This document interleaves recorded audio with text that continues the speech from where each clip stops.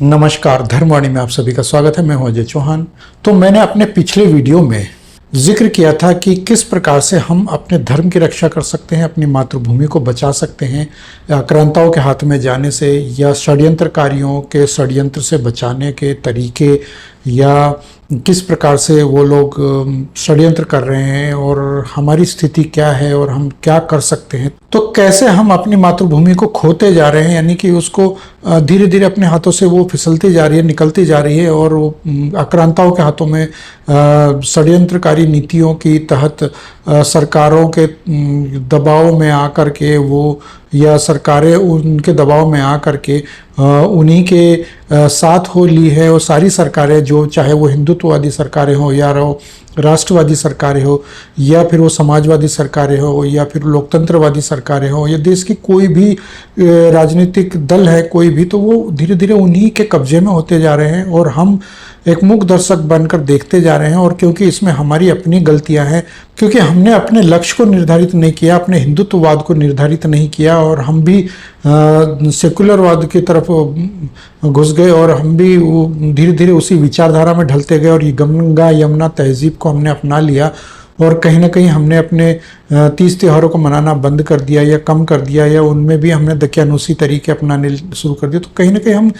इस चीज़ से पिछड़ते गए, जिसका कारण ये हुआ कि हमें अपने देश को, अपने समाज को, अपने हिंदू राष्ट्र, जो अब तो संभव नहीं है, लेकिन अब ये कह लें कि अगर हम अपने देश को बचा भी लें किसी न किसी तरीके से, तो बहुत बड़ी बात हो सकती है। लेकिन ऐसा क्यों हुआ और कैसे हुआ, तो इस विषय पर आगे आज हम बात करेंगे। तो यहाँ पर हम बात करने वाले हैं कि हम हिंदू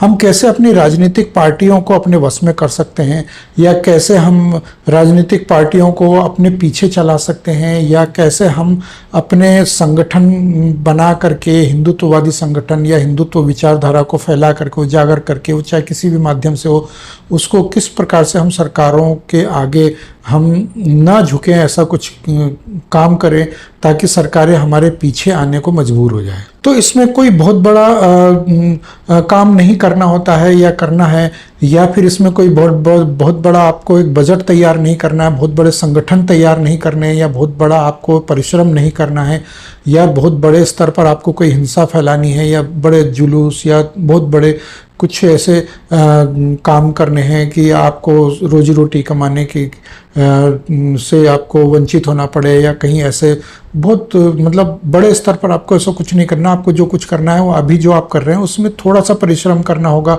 या थोड़ा सा बहुत ज़्यादा अपने मतलब जेब खर्च का थोड़ा सा पैसा उसमें आपको निकालना होगा। और आप नहीं भी निकालना है, आप पिज़्ज़ा बर्गर खाना छोड़ दें, फिल्में देखना छोड़ दें बॉलीवुड की, और उससे कहीं ना कहीं हमें और हमारे समाज को, या हमारे धर्म को, और हमारे देश को, हमारे राष्ट्र को इससे बहुत बड़ा फायदा हो सकता है। तो सबसे पहले तो हमें अपने स्ट्रीट पावर का इस्तेमाल करना होगा। स्ट्रीट पावर यानी कि वो कहा जाता है, जैसे मुस्लिम समाज स्ट्रीट पावर का इस्तेमाल करता है, सड़कों पर निकल के नमाज के बाद सीधा मस्जिदों से निकल करके सड़कों पर आता है, और जैसे वो ग्रुप बना करके और पत्थरबाजी शुरू कर देता है, या नारेबाजी कर देता है, और दौड़ लगा के गलियां जाम कर देता है, और किस प्रकार से वो तहस नहस कर देता है सारी व्यवस्था, चाहे वो नियम कानून हो या कोई भी सामान हो। तो हमें इतना बड़े लेवल पर नहीं करना है, लेकिन अगर आप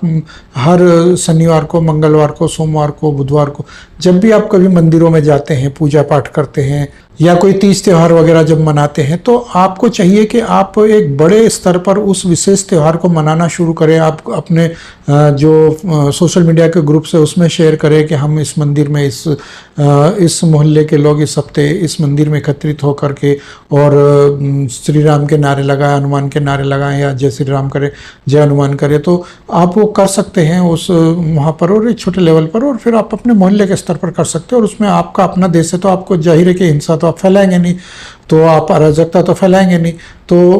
आप ये काम कर सकते हैं। और ये सोशल मीडिया के माध्यम से इसमें अवेयरनेस फैला सकते हैं, दोस्तों के माध्यम से, या परिवारों के माध्यम से, या गली मोहल्ले के स्तर पर आप ये चीज़ें कर सकते हैं, अपना प्रदर्शन कर सकते हैं इस तरीके से। तो एक तो ये होता है, और एक दबाव की राजनीति, यानी कि जो ये अगर आप ये करते हैं तो राजनीतिक दलों को ये पता होगा कि ये इस गली में, इस मोहल्ले में हिंदूवादी संगठन है, या हिंदूवादी विचारधारा है, या हिंदूवादी वोटरों की संख्या अधिक है, तो हो सकता है कि यहाँ पर हमें हिंदूवादी कोई ऐसी गतिविधि ही करनी पड़ेगी या उनको ऐसे ही तभी हमें वो वोट मिलेंगे, तो हम ये कर सकते हैं इस चीज़ को।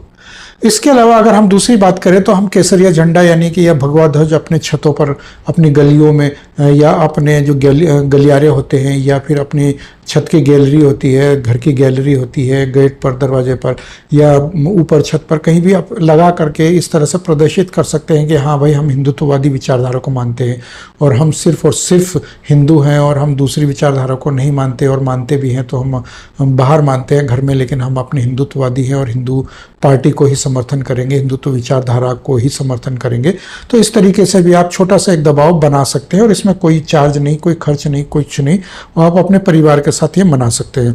तो त्योहारों पर अधिक से अधिक मतलब आप इस तरह का प्रदर्शन कर सकते हैं। त्योहारों को आप पूरी जी जान से मनाएं, आप कोशिश करें अपने अपने घरों के अंदर जो जिस त्यौहार को मनाते हैं दरवाजे बंद करके, जाहिर सी बात है कि आप उसको घर के बाहर भी ला सकते हैं और लोगों को बता सकते हैं। आप लाइटिंग कर सकते हैं छोटे छोटे त्यौहार पर और आप इस तरह का प्रदर्शन कर सकते हैं ताकि आपको लगे या अन्य लोगों को लगे समाज में, परिवार में कि हाँ भाई यदि इसका छोटा सा भी त्यौहार इस तरीके से इस खुशी को मनाता है तो हमें भी मनाना चाहिए। तो इस तरीके से आप प्रदर्शन कर सकते हैं इसका, अपने हिंदुत्व का, अपने धर्म का प्रचार या परिवर्तन इस तरह से ला सकते हैं उसमें। तो इससे क्या होगा कि लोग जिस प्रकार से ईद या इस प्रकार से अन्य त्यौहार वो लोग जो क्रिसमस या जो मनाते हैं वो लोग, तो वो इसको वो ज़्यादा से ज़्यादा शो करने की कोशिश करते हैं। असल में वो शो क्या होता है कि वो दबाव की राजनीति या दबाव बनाने का प्रयास करते हैं अपनी विपक्षी पार्टी पर, अपने विपक्षी धर्म पर। तो वही चीज़ हमें भी करना चाहिए, वो हमें भी अप्लाई करना चाहिए। और जाहिर सी बात है कि यदि वो 1000 लोगों के बीच में यदि उनका एक ही परिवार होता है तो वो अलग ही नज़र आता है उनका, लेकिन हम यदि ऐसा करते हैं तो वो हमारा त्यौहार कोई मायने नहीं रखता उनके बीच में, या हम इस तरह का दबाव का त्यौहार नहीं मनाते। तो हमें भी इस तरह की मनाना चाहिए त्यौहार और प्रयास करने चाहिए इस तरह के। और इसके अलावा ये अगर हमें कोई नेता पसंद नहीं है तो हमें चाहिए कि हम उसके विषय में ज़्यादा बात करें अपने मोहल्ले के स्तर पर, सामाजिक स्तर पर या अपने शहर के स्तर पर, अपने सोशल मीडिया में या किसी भी प्रकार से। तो उसका खुलेआम विरोध कर सकते हैं आप, या उसके बारे में आप पोस्टर छोटे छोटे लगा करके भाई हम इस पार्टी को या इस नेता को पसंद नहीं करते, तो आप ग्रुप में आकर के उसको वो उस तरीके से आप गली मोहल्ले में पोस्टर छोटे मोटे 10, 20, 100, 50 चिपका सकते हैं या कर सकते हैं इस तरीके से। तो वेलफेयर एसोसिएशंस के माध्यम से या गांव देहात के माध्यम से आप ये चीज़ें फैला सकते हैं, वह अपने विचारों को आगे बढ़ा सकते हैं ताकि उसके कानों तक ये बात जाए और वो आगे से सावधान रहे या सावधान हो जाए। तो इस तरीके से भी हम छोटी हरकत कर सकते हैं। इसके अलावा वो गोवंश को जो है हम जो है गोवंश का जो है पक्ष ले सकते हैं, या गोवंश की रक्षा के लिए हम सोशल मीडिया के माध्यम से अवेयरनेस फैला सकते हैं, गौ पूजा कर सकते हैं। इस प्रकार से हम इसको और थोड़ा सा आप जो हम करते हैं रूटीन लेवल पर, तो उसको थोड़ा और बढ़ा सकते हैं और उसकी पूजा पाठ हम करना या उसको विशेष तौर पर उसको खाना पीना जो उसका चारा वगैरह होता है उसका अरेंजमेंट कर सकते हैं। उसके लिए स्पेशल हम बाड़ा बना सकते हैं, कुछ दान दे सकते हैं। यदि किसी ने मोहल्ले में कोई 2-4 गाय पाली है तो उसका उत्साह बढ़ाया जा सकता है, उसके लिए उसको थोड़ा बहुत दान दिया जा सकता है कि भाई 100 रुपये मेरी तरफ से, 50 रुपये पर महीने या हर हफ्ते आप इस तरह का छोटा मोटा उसको दान दे सकते हैं ताकि उसको भी लगे कि हाँ भाई हम बहुत अच्छा काम कर रहे हैं। यदि हमारे घर में जगह नहीं है तो हम उसको ये उत्साह बढ़ा सकते हैं उसका इस तरीके से। इसके अलावा जो न्यायपालिका वगैरह होती है जो शहर की, आपके मोहल्ले की या अपने ज़िले की, तो वहाँ पर उनकी पेठ बनी हुई होती है, वो उनके दबदबा होता है। तो हमको भी चाहिए कि हम ऐसी विचारधारा रखें कि हम या फिर हमारी विचारधारा के वकील वहाँ पर हैं या जज हैं, कोई भी है, तो हम उनको उनकी तारीफ़ करें या उनको बढ़ावा दें या उनका सम्मान बढ़ाएं या उनके बारे में विचार करें या उनके बारे में कहें कि हमारी विचारधारा के हैं तो आप अपना केस लेके वहाँ जाइए, क्योंकि वो आपकी हमारी सहायता करते हैं, करेंगे। और जाहिर सी बात है कि अगर वो ऐसा करेंगे तो वो उत्साह वहाँ बढ़ेगा और उनका दबदबा भी उस न्यायालय में या उस न्यायपालिका में वो उनका दबदबा बढ़ेगा। इस प्रकार से सोशल मीडिया में अगर आप अवेयरनेस फैलाएंगे या मीडिया में जो मेन स्ट्रीम मीडिया है जैसे न्यूज़पेपर, टेलीविज़न या अखबार या फिर इस तरह का और भी मीडिया है, तो उसमें भी आप इसमें अपनी विचारधारा को इम्प्लीमेंट कर सकते हैं ताकि आपकी बात को आगे सुनी जा सके। तो सोशल मीडिया में आप इस चीज़ को ज़्यादा से ज़्यादा इम्प्लीमेंट कर सकते हैं या इसके माध्यम से आप आगे बढ़ा सकते हैं। इसके अलावा जो मैं आपको बताना चाहता हूँ कि नौकरशाही में, यानी कि ब्यूरोक्रेसी, यानी कि अगर आप सरकारी काम करवाने कहीं भी जाते हैं तो वहाँ पर भी वो कांग्रेस की ये पुरानी नीतियाँ चल रही है, समाजवाद की या जो भी विदेशी आक्रांताओं की जो नीतियाँ चल रही है वही उन्हीं को इम्प्लीमेंट किया जाता है, ज़्यादा से ज़्यादा उसी पर वो लोग चलते हैं। तो हमको चाहिए कि हम अपनी विचारधारा वाले व्यक्तियों की पहचान करें या अपने विचारधारा वाले लोगों को भी वहाँ पर स्थापित करने का प्रयास करें, या सरकारी तंत्र की तरफ से उनको प्रोत्साहित करें, या निजी स्तर पर हम उनकी तारीफ़ करें या कहें कि भाई वो हमारी विचारधारा वाले व्यक्ति हैं तो वो हमारा सपोर्ट कर सकते हैं, सहायता कर सकते हैं, हमारा कोई भी सरकारी कार्य हो तो वो उसको लागू करने में, करवाने में हमारी मदद कर सकते हैं। तो हम ये भी एक तरीका अपना सकते हैं ताकि ये हम कछुए की चाल चल कर ही भी हम इस और अग्रसर हो सकते हैं। जरूरी नहीं है कि आपको खरगोश की दौड़ ही लगानी है। इसके अलावा पूजा स्थलों में हमें प्रतिदिन वहाँ पर संख्या अपनी बढ़ानी चाहिए, और जैसे पूजा स्थल के अलावा अगर आप चाहें तो हाथों में कलावा बांधना या माथे पर तिलक लगाना या इस तरह के गेरुआ वस्त्र पहनना या इस तरह की चीज़ें आप चाहे तो ज़्यादा से ज़्यादा संख्या में आप इस चीज़ को शो ऑफ मतलब आप प्रदर्शित कर सकते हैं ताकि दूसरे धर्म के लोगों को ये लगे कि या फिर राजनीतिक पार्टियों को ऐसा लगे कि भाई इस मोहल्ले में, इस गली में या फिर इस शहर में ऐसे लोगों की संख्या अधिक से अधिक है, तो हमें यहाँ इन्हीं के अनुसार चलना होगा, इन्हीं की विचारधारा के अनुसार कार्य करने होंगे।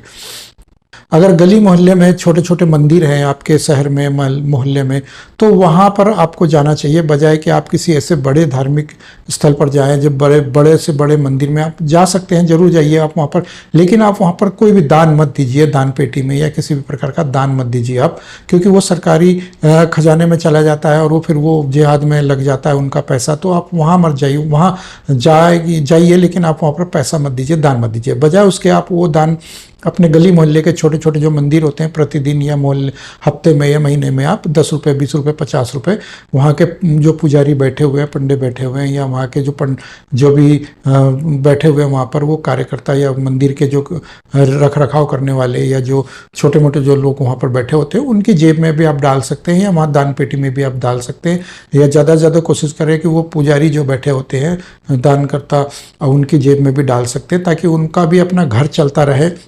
और उनका उत्साह बढ़ता रहे कि हाँ भाई ये लोग हमारे बारे में भी सोचते हैं, ताकि वो ऐसा ना हो कि कल को वो मंदिर छोड़ छाड़ के और फिर वो भी किसी 10,000, 12,000, 15,000 की नौकरी में चले जाएं और फिर वो मंदिर भी पीछे रह जाए और वो मंदिर भी फिर खंडर बन जाए और वहाँ पर भी कभी वो मजार बनने की नौबत आ जाए। तो ऐसा ना हो, तो ताकि उनका आप उत्साह बढ़ाएं और वहाँ पर भी भीड़ बढ़ाने की कोशिश करें, और छोटे छोटे मंदिरों को भी आप प्रोत्साहित कर सकते हैं, या वो उनमें बैठे पंडे पुजारियों को भी आप इस प्रकार से उत्साह उनका बढ़ा सकते हैं।